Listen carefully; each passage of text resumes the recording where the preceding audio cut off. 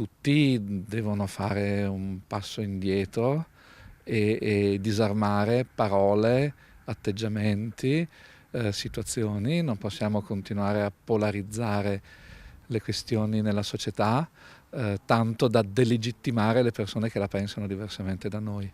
Chiaro il monito del vescovo di Treviso: meno atteggiamenti da stadio e più dialogo costruttivo tra le parti.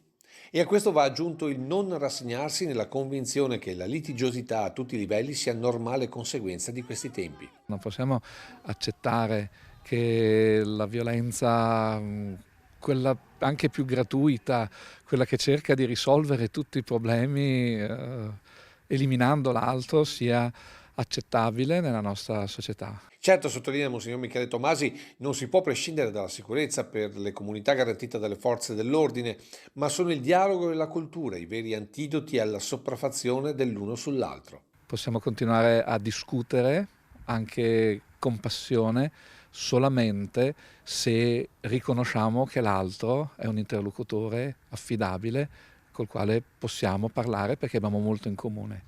Un messaggio chiaro a tutti i livelli delle nostre comunità, dalla famiglia alla politica, nella consapevolezza, richiama il vescovo, che i giovani ci stanno a guardare. Dobbiamo esserci con fermezza, ma esserci con dialogo, esserci come punto di riferimento, esserci come persone che dicono dei no e dei sì, ma soprattutto che danno degli spazi di autentica crescita. Non è possibile che la violenza sia l'unico codice che i nostri giovani imparino. Per questo Monsignor Tommasi chiama a raccolta in particolare tutti i laici che si riconoscono nei valori della Chiesa. La presenza dei laici, della Chiesa, dei cristiani nella società è necessaria perché portano i valori del Vangelo, della pace, della persona umana, della vita all'interno del dibattito e fanno in modo che tutta la collettività possa essere un luogo dove cresce il bene comune di tutti.